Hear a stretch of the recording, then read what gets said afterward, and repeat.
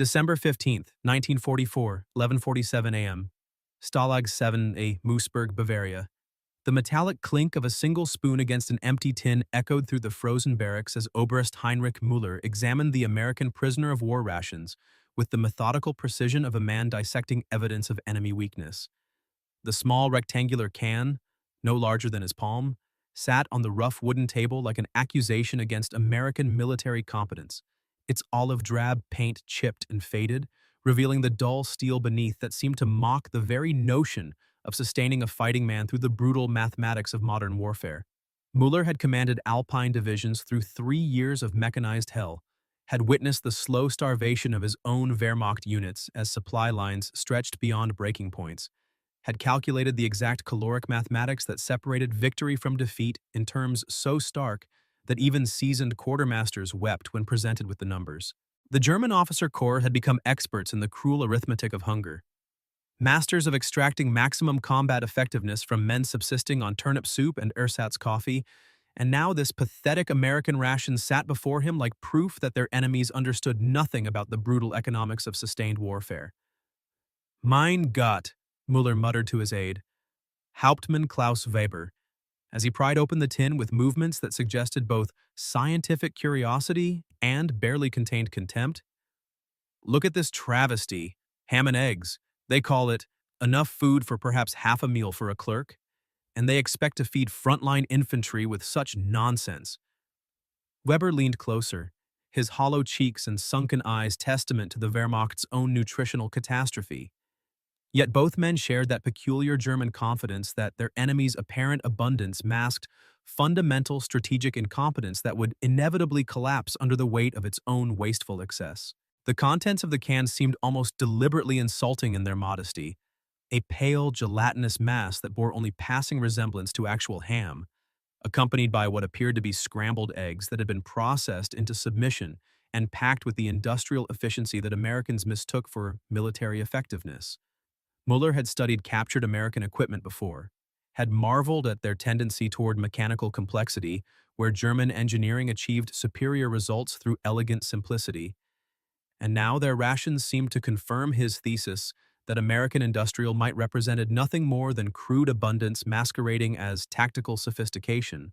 The Americans, Müller declared with the authority of a man who had witnessed Stalingrad's frozen corpse yards and Kursk's burning tank graveyards, believe they can win wars with quantity rather than quality, with comfort rather than discipline, with their soft industrial abundance rather than the hard mathematics of warrior determination.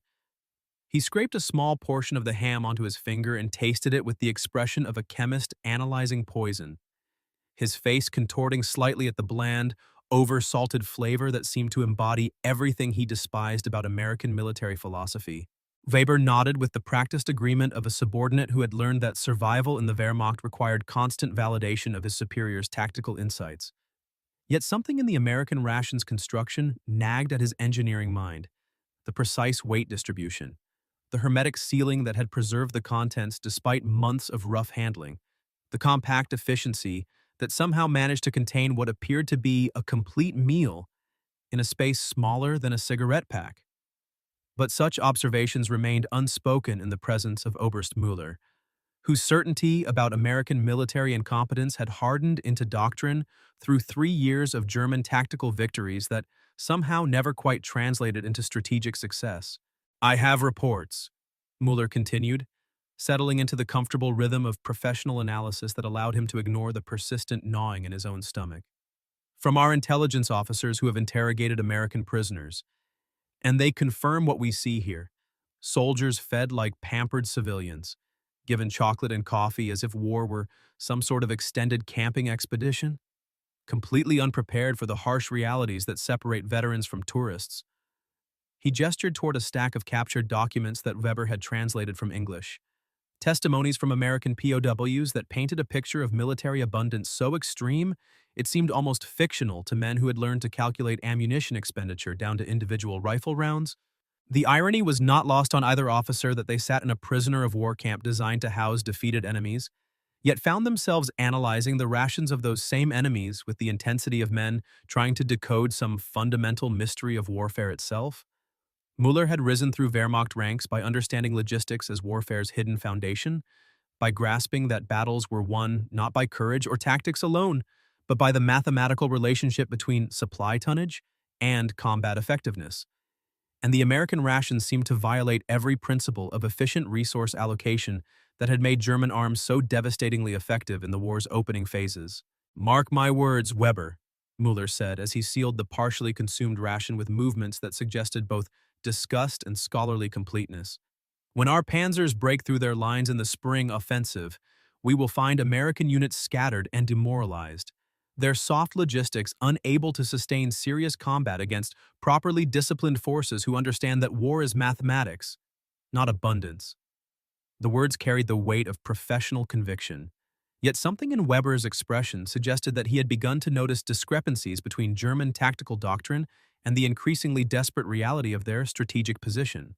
Outside the barracks, the wind carried the acrid smell of industrial smoke from Munich's battered factories, a constant reminder that Germany's own industrial mathematics had begun to favor their enemies in ways that no amount of tactical superiority could entirely compensate for. Though such thoughts remained carefully unspoken in conversations between Wehrmacht officers who still believed that discipline and determination could triumph over mere material abundance. The American ration sat on the table like a small, unassuming challenge to everything they thought they knew about the relationship between industrial capacity and military effectiveness. The impossible claim arrived 3 weeks later in the form of a single typewritten report that landed on Mueller's desk, with the mundane bureaucratic weight of routine intelligence traffic, yet contained numbers so preposterous that Weber initially assumed the American prisoners had been deliberately providing false information to confuse their captors. The document, stamped with the eagle insignia of Wehrmacht intelligence and bearing the clinical heading Feindliche Verpflegungsanalyse, Amerikanische Streitkräfte, stated with the mathematical precision that German staff officers demanded that captured American soldiers were receiving daily caloric allocations exceeding 3,400 calories per man, a figure so astronomically beyond German military rations that it seemed to violate the basic physics of wartime logistics.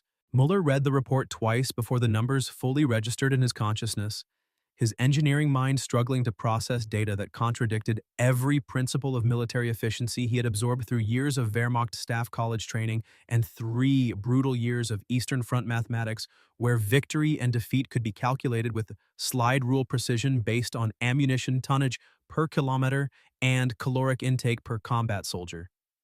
The report detailed not merely the basic ration components, but an entire ecosystem of American military feeding that included hot meals delivered to frontline positions, refrigerated meat transportation systems, mobile field kitchens capable of producing fresh bread within artillery range of enemy positions, and chocolate bars distributed with the casual abundance that German forces reserved for critical medical supplies. "This cannot be accurate," Mueller declared to Weber with the absolute certainty of a man whose professional competence depended on the rational application of logistical mathematics to military problems, his voice carrying that particular tone of intellectual dismissal that Wehrmacht officers employed when confronted with intelligence data that challenged their fundamental assumptions about enemy capabilities. "No army in human history has sustained such wasteful abundance during active combat operations. The transportation requirements alone would consume more fuel and vehicle capacity than most nations possess for their entire military apparatus." Weber, who had spent the previous evening cross-referencing the American ration data with captured enemy logistics documents, found himself in the uncomfortable position of a subordinate whose research had produced results that contradicted his superior's expert analysis. Yet the mathematical consistency of the American supply system suggested a level of industrial coordination that transcended anything in German military experience. The captured documents described American supply chains that delivered fresh eggs to forward artillery positions, mobile laundries that processed uniforms within sound of enemy gunfire, and medical stations stocked with pharmaceutical supplies that exceeded the inventory of entire German field hospitals. "Perhaps, Herr Oberst," Weber ventured with the careful diplomatic phrasing that survival in the Wehrmacht hierarchy required, "the Americans have developed logistics methods that prioritize soldier maintenance over traditional efficiency calculations, viewing caloric abundance as a force multiplier rather than wasteful excess." The suggestion hung in the air between them like a challenge to everything both men had been taught about the mathematical relationship between supply efficiency and combat effectiveness. Yet the captured documents painted a picture of American military abundance that seemed to operate according to entirely different principles of resource allocation. Mueller's response carried the sharp edge of professional irritation mixed with the deeper anxiety of a career officer discovering that his expertise might be inadequate to comprehend enemy capabilities that operated outside familiar paradigms of military logic. Abundance without discipline produces soft soldiers. Weber. History teaches us that armies sustained by comfort and excess inevitably collapse when confronted by forces hardened through scarcity and determination. The Romans learned this lesson from Germanic tribes who understood that warrior strength comes from harsh necessity, not pampered abundance. Yet even as Mueller articulated these familiar principles of military philosophy, the American ration data presented mathematical challenges that his analytical mind could not entirely dismiss, particularly the logistical implications of sustaining such feeding levels across global supply lines that stretched from American industrial centers to combat zones scattered across 3 continents. The captured intelligence described American merchant marine operations that delivered not merely basic sustenance but luxury items, coffee, chocolate, cigarettes, fresh fruit, to forward positions with the mechanical regularity that German forces could barely achieve for ammunition resupply. The conversation was interrupted by the arrival of Major Wilhelm Kraft, recently transferred from Army Group Center's intelligence section, who carried additional captured documents that seemed designed to test the mathematical limits of believable enemy capability assessments. Kraft had witnessed the collapse of German logistics on the Eastern Front, had calculated the exact correlation between declining caloric intake and reduced combat effectiveness among Wehrmacht units, and his gaunt appearance testified to personal experience with the brutal arithmetic of military hunger that made American abundance seem almost criminally wasteful. "Gentlemen," Kraft announced as he spread captured American field manuals across Mueller's desk, with movements that suggested both professional fascination and personal bewilderment. "You will find these documents either completely fabricated or evidence that we have fundamentally misunderstood the industrial mathematics of our enemy's war machine." The manuals described American field feeding operations with technical specifications that exceeded German peacetime standards, including mobile refrigeration units capable of preserving fresh meat at sub-zero temperatures, while maintaining operational mobility across terrain that challenged even tracked vehicles. Mueller examined the captured manuals with the methodical attention to detail that had made him a respected logistics analyst, yet found himself confronting evidence that challenged not merely specific tactical assumptions, but the entire conceptual framework through which German staff officers understood the relationship between industrial capacity and military effectiveness. The American feeding system appeared to operate as if scarcity were an engineering problem rather than an inevitable constraint, as if abundance could be manufactured and distributed with the same mechanical precision that German forces applied to ammunition allocation and fuel conservation. "Mark these documents for additional verification," Mueller ordered, though his tone suggested less confidence than his words implied. And Weber noticed that his superior's certainty about American military incompetence had begun to acquire hairline cracks that threatened to expand under the pressure of accumulating evidence that contradicted fundamental assumptions about the mathematical relationship between resource efficiency and combat superiority. The mockery began at 0800 hours on January 18th, 1945, in the officers' mess of the 2nd Panzer Division, where General Major Friedrich von Kluge threw back his head and released the kind of deep, resonant laughter that echoed off concrete bunker walls and carried the accumulated contempt of Prussian military tradition, confronting what appeared to be enemy propaganda so absurd that it insulted the intelligence of anyone expected to believe such transparent fabrications. Von Kluge had commanded armored divisions through the lightning campaigns of 1940 and 1941, had witnessed the mathematical precision with which German logistics transformed raw industrial capacity into devastating tactical superiority. And now these captured American documents seemed designed to test whether Wehrmacht intelligence officers possessed sufficient professional judgment to distinguish between credible enemy capability assessments and obvious disinformation campaigns. 400 calories per day, Saj von Kluge declared to his assembled staff officers, his voice carrying the theatrical incredulity of a man performing for an audience that shared his professional assumptions about the fundamental impossibility of sustaining such wasteful abundance during active combat operations. "Gentlemen, The Americans apparently believe we are stupid enough to accept intelligence data suggesting that their army consumes more food per soldier than German civilians received during peacetime, while simultaneously maintaining global supply lines that would challenge the logistical capacity of the entire European continent. The laughter that followed carried undertones of genuine relief among officers who had spent months grappling with increasingly desperate supply situations that reduced their own forces to subsistence-level rations, while American prisoners seemed to maintain the robust physical condition of men who had never experienced the mathematical brutality of modern war's resource allocation imperatives. Oberst Heinrich Brenner, von Kluge's chief logistics officer, nodded with the professional satisfaction of an expert whose specialized knowledge allowed him to identify obvious enemy deception with the same precision he applied to calculating ammunition expenditure rates and fuel consumption patterns. The logistics are simply impossible. Brenner contributed with the authority of a man whose career had been built on understanding the exact mathematical relationship between transportation capacity and supply effectiveness, his words carrying the weight of 3 years spent managing the increasingly complex arithmetic of keeping German armored divisions supplied across supply lines that stretched beyond the theoretical limits of sustainable military logistics. To deliver such abundance to frontline positions would require more trucks than the American automotive industry produces annually, more fuel than their entire petroleum reserves could sustain, and more shipping capacity than currently exists in their merchant marine. Von Kluge's aide, Hauptmann Ernst Müller, had spent the previous week analyzing captured American supply documents with the meticulous attention to detail that Wehrmacht staff training demanded, yet found himself confronting data that seemed designed to challenge every principle of military efficiency that German officer education had established as fundamental laws of warfare itself. The captured documents described American supply operations with technical specifications that exceeded theoretical maximums for logistical efficiency, including transportation networks capable of delivering hot meals to positions within artillery range of enemy forces, and mobile supply depots that maintained inventory levels exceeding German peacetime standards.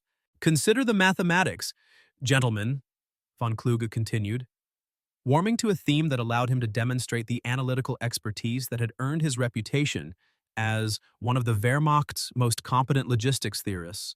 His gestures emphasizing calculations that proved American claims violated basic principles of resource allocation that governed all military operations throughout human history.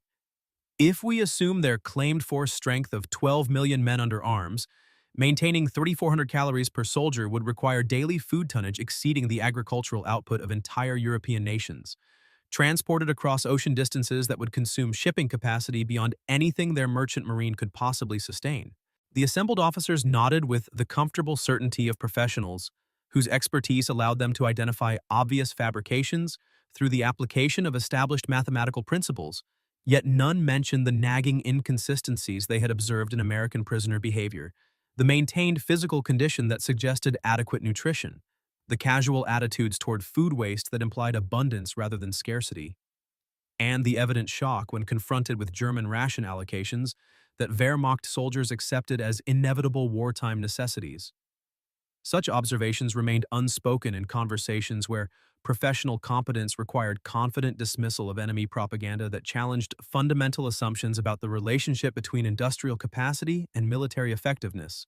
The Americans, von Kluge declared with the finality of a man rendering professional judgment based on decades of military experience, believe they can demoralize German forces through transparently false claims about their logistical abundance, apparently unaware that Wehrmacht intelligence possesses sufficient analytical sophistication to distinguish between credible enemy capabilities and obvious psychological warfare designed to undermine our confidence in ultimate victory.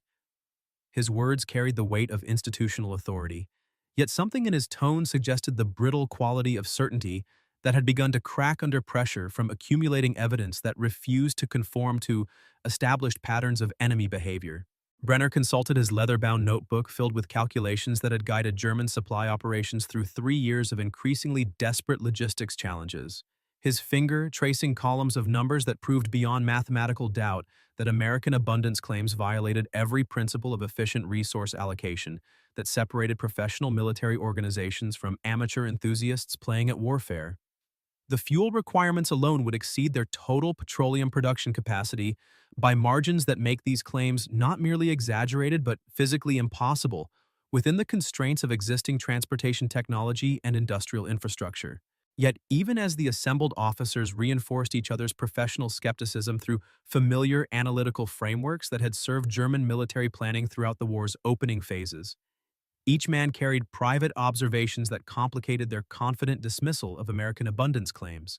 Observations about enemy equipment quality, prisoner behavior patterns, and captured supply documents that suggested logistical capabilities operating according to principles that transcended traditional calculations of resource efficiency and strategic necessity.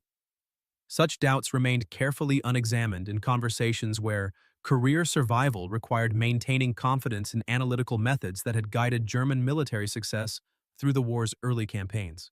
The validation arrived through channels that German intelligence officers could not dismiss as enemy propaganda or psychological warfare. Beginning with the personal diary of captured American Lieutenant Colonel Robert Morrison, discovered in his kit following his unit's surrender during the Battle of the Bulge. Its pages filled with casual observations about military abundance that seemed almost deliberately designed to challenge every assumption Wehrmacht logistics experts had developed about the mathematical constraints governing wartime supply operations. Morrison's entries, written in the cramped handwriting of a field officer recording routine observations for personal reference, described American supply operations with matter-of-fact precision that suggested he considered such abundance entirely normal rather than evidence of exceptional logistical achievement worthy of special documentation. December the 3rd, 1944. Hot turkey dinner delivered to forward positions despite enemy artillery. The boys are complaining about cold coffee again. Apparently the mobile heating units can't maintain temperature across the final kilometer of rough terrain transport. Morrison's casual mention of complaints about coffee temperature struck German intelligence analysts as particularly revealing, suggesting an army where soldiers possessed sufficient abundance to develop preferences about beverage quality rather than mere gratitude for any caloric intake whatsoever. A mindset so alien to German military experience that it seemed almost fictional in its implications about underlying supply capacity. Additional confirmation emerged from captured American quartermaster documents discovered during Wehrmacht counterattacks against isolated American positions.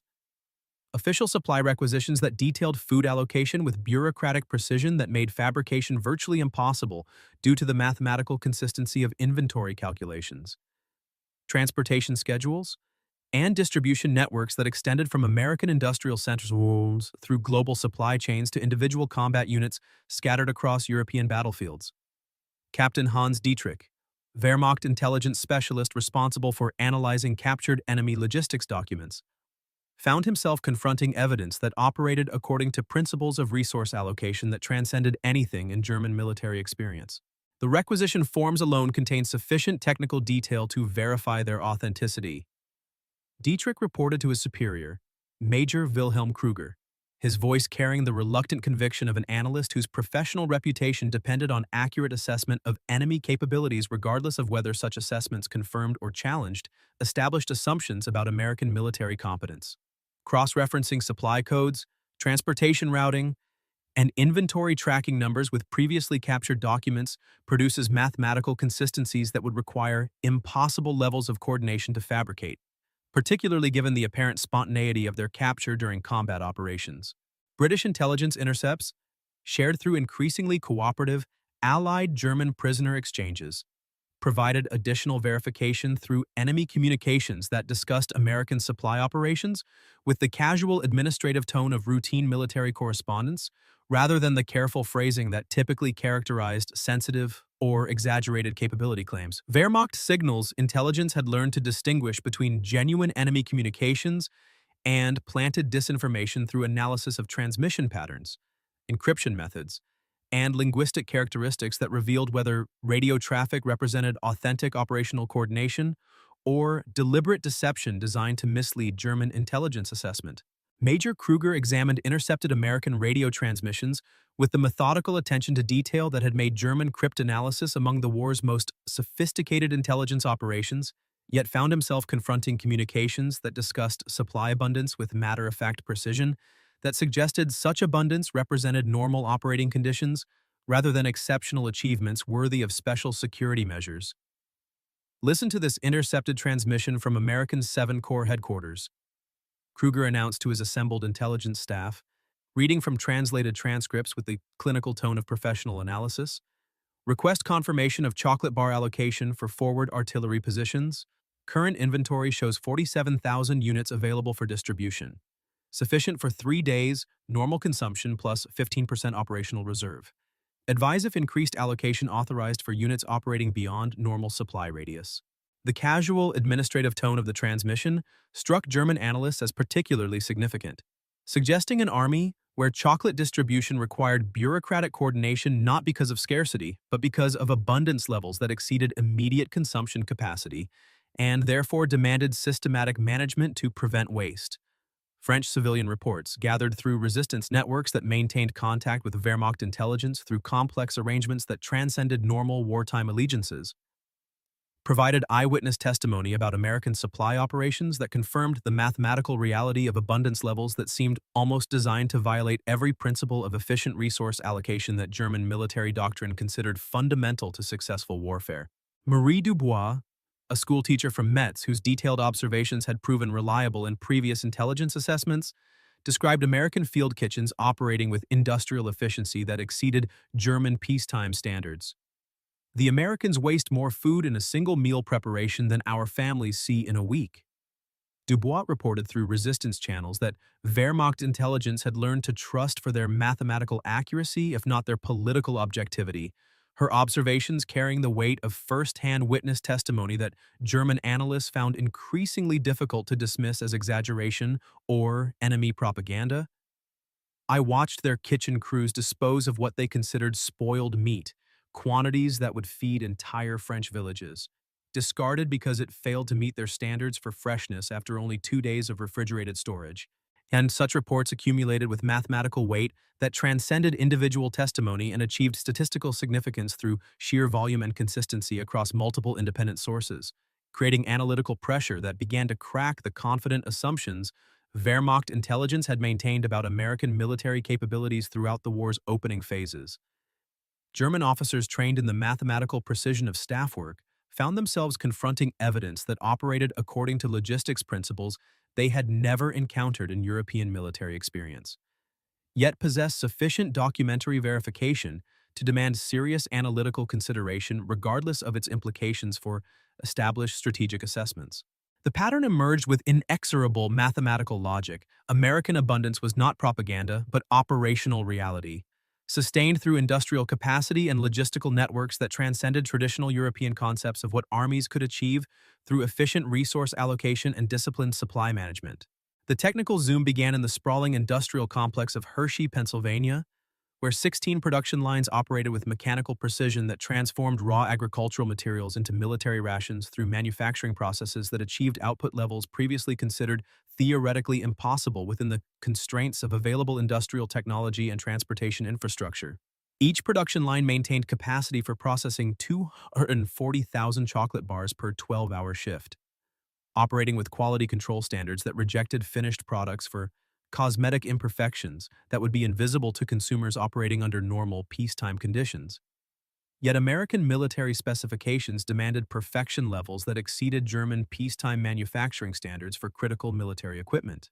The chocolate production facility alone consumed electrical power equivalent to a medium-sized German city, its refrigeration systems maintaining precise temperature control across warehouse spaces that could accommodate the entire industrial output of most European nations, while automated packaging equipment sealed individual rations with hermetic precision that preserved nutritional content through transportation cycles that included transcontinental railroad shipment, Atlantic Ocean crossing, and final distribution through combat zones where mechanical handling subjected packaging to stress levels that would destroy conventional food preservation methods.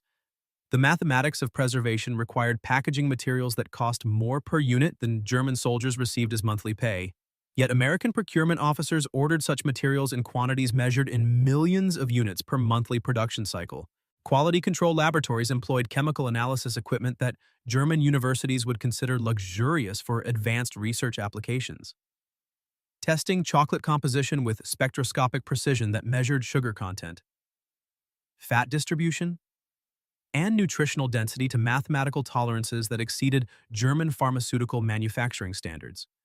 While production supervisors rejected entire production batches for deviations that German food inspectors would consider insignificant under normal civilian distribution conditions.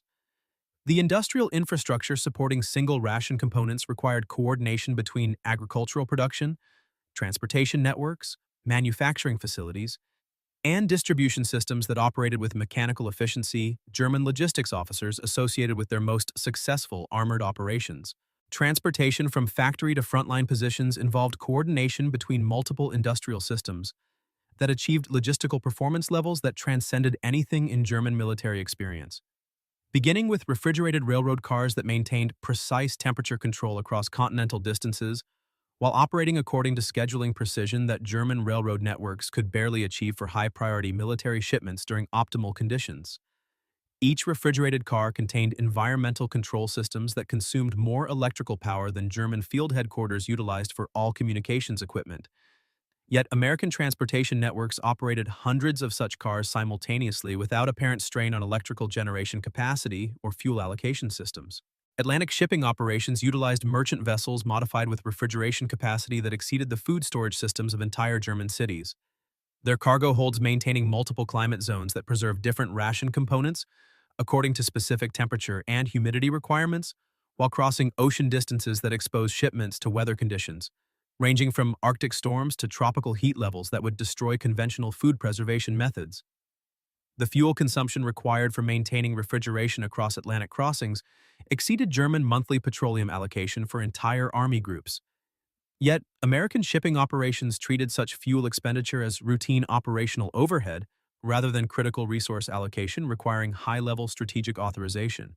Distribution networks within European combat zones operated through supply depots that maintained inventory levels exceeding the total food reserves of most German military districts. Their warehouse operations coordinated through the communication systems that tracked individual ration components with mathematical precision that German quartermasters applied only to ammunition and fuel supplies during critical combat operations. Mobile field kitchens operated with mechanical reliability that German forces associated with their most sophisticated armored vehicles. Yet, American supply doctrine deployed such equipment as standard issue for frontline infantry units that German doctrine would consider expendable during tactical emergencies requiring equipment sacrifice for strategic advantage. The cumulative industrial coordination required for sustaining American ration distribution involved manufacturing capacity, transportation networks, communication systems, and logistical coordination that operated according to mathematical principles German military planners had never encountered in European warfare. Achieving abundance levels through systematic application of industrial technology that transformed resource allocation from scarcity management to abundance distribution.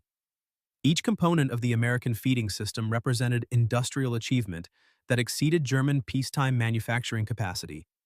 Yet American military doctrine integrated such systems as routine operational requirements rather than exceptional technological demonstrations worthy of special strategic consideration.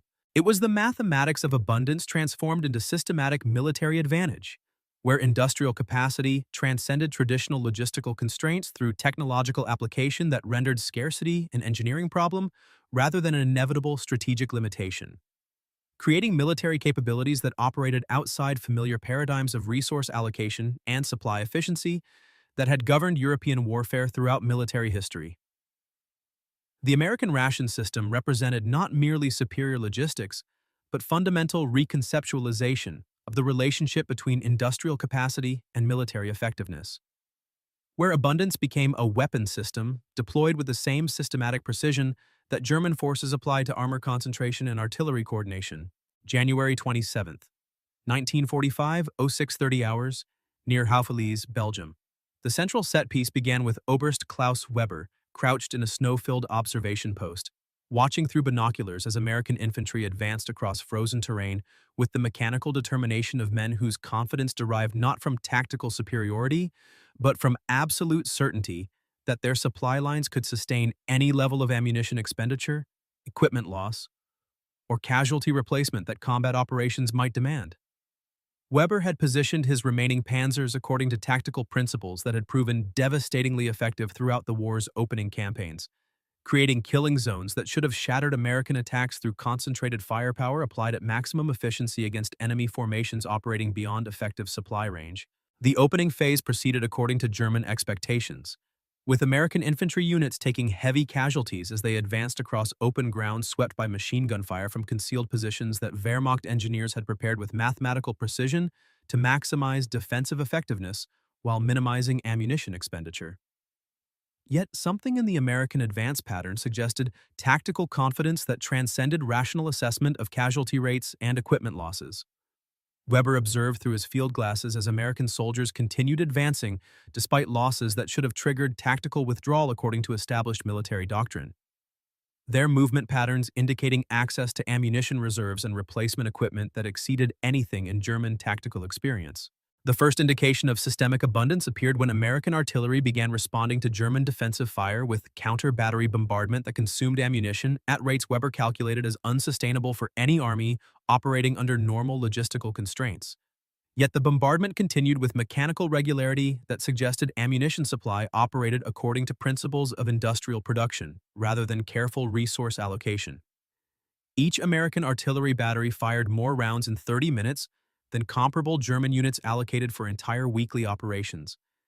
Yet their fire continued with consistent intensity that indicated access to ammunition reserves that transcended traditional calculations of supply capacity and transportation limitations. American infantry units that suffered devastating casualties from German defensive fire were replaced within hours by fresh formations that appeared fully equipped with weapons, ammunition, and personal gear that exceeded German peacetime standards.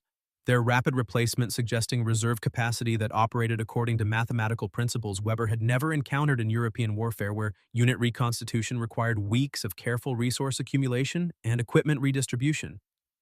The replacement soldiers carried individual equipment loads that exceeded German officer allowances, including personal weapons, ammunition, medical supplies, and food rations that represented resource allocation Weber associated with elite formations rather than standard infantry replacements.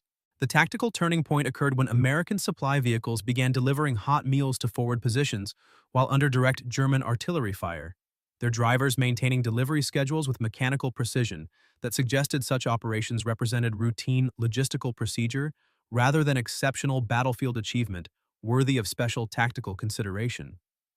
Weber watched in professional fascination as American mess trucks operated within small arms range of German positions, their crews preparing fresh food with industrial efficiency that ignored tactical conditions that should have reduced supply operations to emergency ammunition and medical evacuation only. The shock of systematic abundance reached climax when Weber observed American soldiers discarding partially consumed rations while advancing through positions his own troops had abandoned due to supply shortages that reduced German combat effectiveness below sustainable tactical thresholds, the casual waste representing resource destruction that exceeded daily food allocation for entire German companies. American soldiers threw away chocolate bars, canned meat, and coffee supplies with the indifferent abundance of men who possessed absolute confidence that replacement supplies would arrive according to mechanical schedules unaffected by tactical conditions or transportation difficulties that had reduced German logistics to subsistence-level emergency allocation. Weber's tactical withdrawal began when his remaining ammunition fell below levels required for sustained defensive operations.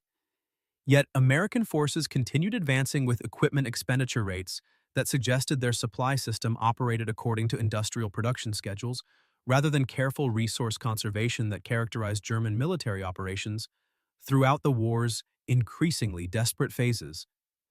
His final observation post provided clear view of American supply convoys delivering not merely basic combat necessities but luxury items including fresh fruit, dairy products, and recreational supplies to positions that German doctrine would consider beyond sustainable supply radius under optimal logistical conditions. The retreat through devastated Belgian countryside provided Weber with systematic exposure to evidence of American abundance that transcended tactical requirements and achieved levels of systematic waste that violated every principle of military efficiency German staff training had established as fundamental to successful warfare.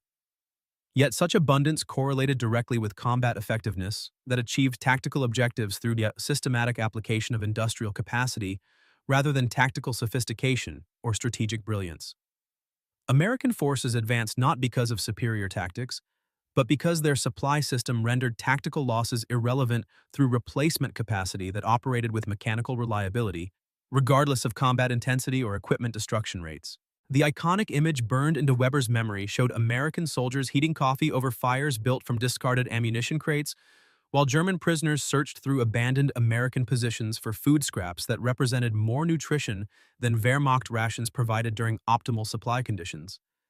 The contrast illustrating abundance levels that transcended military necessity and achieved systematic waste that demonstrated industrial capacity so vast that efficiency became irrelevant compared to absolute production volume applied with mechanical precision to tactical problems. The avalanche of numbers began in the sterile conference room of Wehrmacht High Command on February 14, 1945, where Generaloberst Franz Halder faced statistical evidence that American industrial mathematics operated according to principles that rendered traditional German efficiency calculations obsolete through sheer scale of production capacity applied to military logistics with systematic precision that achieved abundance levels exceeding theoretical maximums for sustainable resource allocation.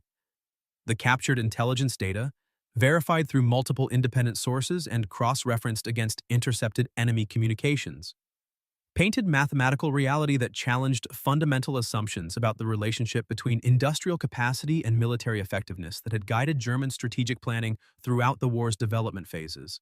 Daily American chocolate production: 47,000 bars manufactured across 18 industrial facilities operating with mechanical efficiency that exceeded German automotive production during peacetime optimal conditions.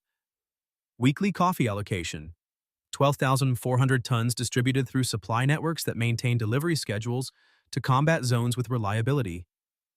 German logistics achieved only for critical ammunition resupply during emergency operations. Monthly meat processing: 340,000 tons of fresh protein transported through refrigerated supply chains that consumed fuel quantities exceeding German petroleum allocation for entire army groups, while maintaining quality standards that rejected products German civilians would consider luxury items during peacetime abundance. Transportation networks supporting American military feeding operated 14,700 refrigerated vehicles simultaneously across global supply routes that included Atlantic shipping, transcontinental railroad systems, and forward distribution networks that delivered fresh food to positions within artillery range of enemy forces, with scheduling precision German forces associated with their most critical tactical operations. Vehicle maintenance required spare parts inventory that exceeded total German automotive production for entire annual cycles. Yet American supply doctrine treated such inventory as routine operational overhead rather than strategic resource allocation requiring high-level authorization and careful conservation planning. Electrical power consumption for American food preservation systems: 890 megawatts continuous load equivalent to total German electrical generation capacity during optimal industrial conditions. Yet American power grid operated such loads as routine military overhead while simultaneously maintaining civilian electrical service and expanding industrial production for additional military requirements. Packaging materials consumed 240,000 tons monthly of specialized metals, plastics, and treated papers that exceeded German raw material allocation for aircraft production while achieving hermetic sealing standards that preserved food quality through transportation cycles involving oceanic shipping, railroad transport, and tactical distribution under combat conditions. Personnel allocation for American military feeding operations involved 847,000 specialized workers, including cooks, drivers, mechanics, administrators, and quality control technicians whose training exceeded German standards for technical specialists. Yet American military doctrine deployed such personnel as standard operational requirement rather than critical resource allocation, demanding strategic justification and efficiency optimization.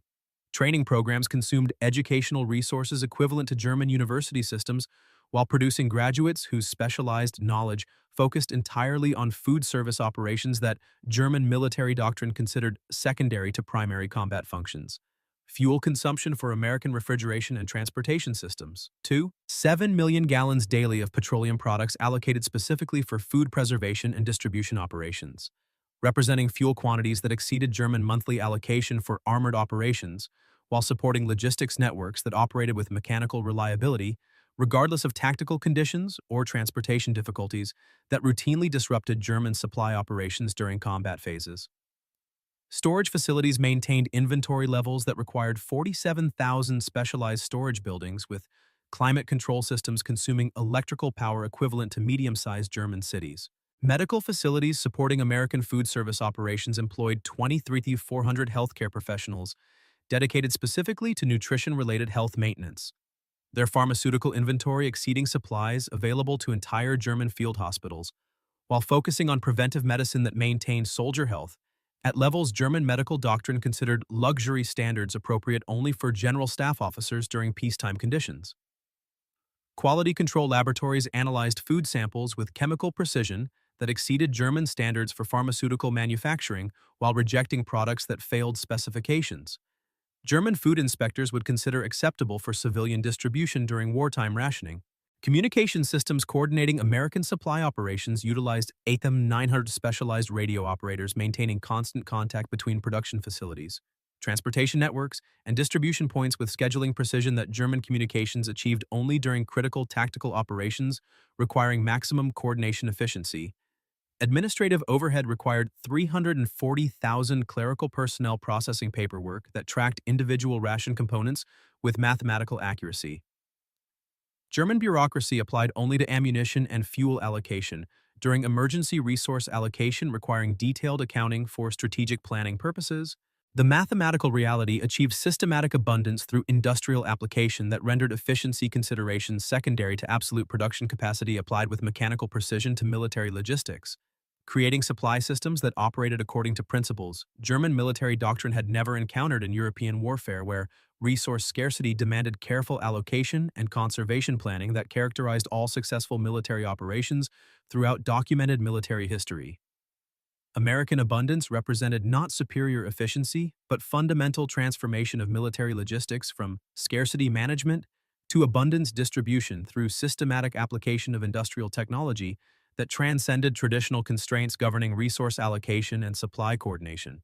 The enemy realization moment crystallized on March 3, 1948, when Oberst Heinrich Müller stood in the abandoned American field kitchen near Remagen, his boots crunching through discarded food containers that represented more nutrition than his entire regiment had received during the previous month.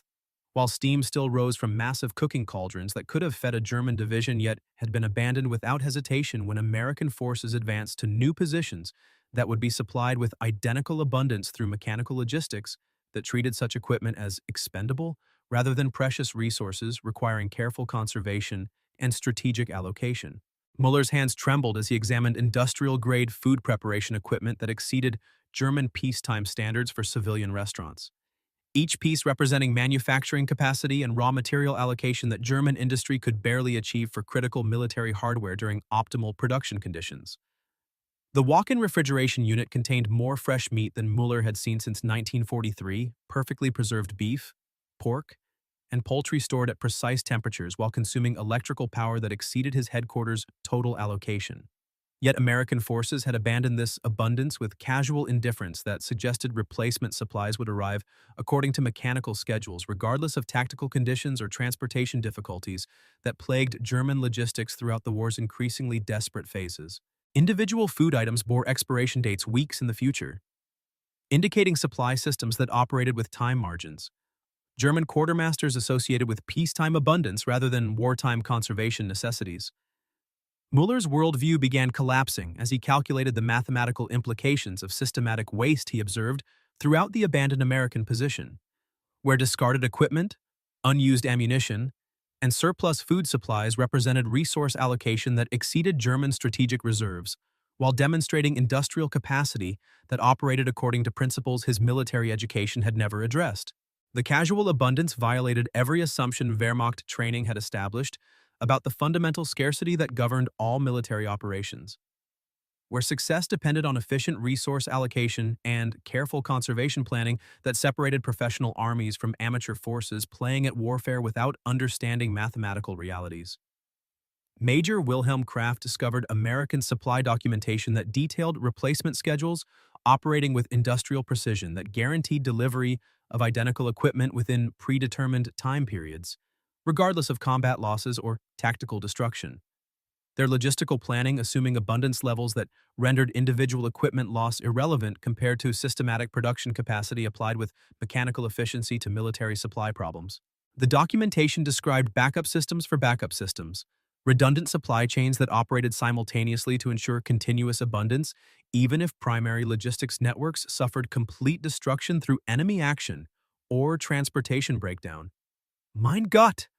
Mueller whispered as comprehension achieved statistical weight through accumulated evidence that transcended individual observations and reached mathematical certainty about American capabilities that operated outside familiar paradigms of military logistics and resource allocation. His voice carrying the hollow quality of professional expertise rendered obsolete through confrontation with systematic abundance that violated fundamental assumptions about warfare's mathematical constraints. The abandoned American position demonstrated industrial capacity applied to military problems with such systematic precision that efficiency became irrelevant compared to absolute production volume deployed with mechanical reliability regardless of tactical conditions. The psychological impact struck Wehrmacht officers trained in efficiency optimization and resource conservation as they confronted evidence of military abundance that achieved tactical objectives through systematic application of industrial capacity rather than tactical sophistication or strategic brilliance. Their professional competence challenged by enemy logistics that operated according to mathematical principles European military doctrine had never encountered during documented warfare. Individual German soldiers collected discarded American equipment with the careful attention men applied to precious resources. Yet American forces had abandoned such materials with indifferent abundance that suggested replacement supplies operated according to industrial production schedules rather than careful resource accumulation. Hauptmann Klaus Weber examined American personal equipment that exceeded German officer allowances while representing standard issue for ordinary infantry soldiers. The individual resource allocation suggesting military abundance that transcended traditional calculations of supply capacity and equipment distribution that characterized European armies throughout military history.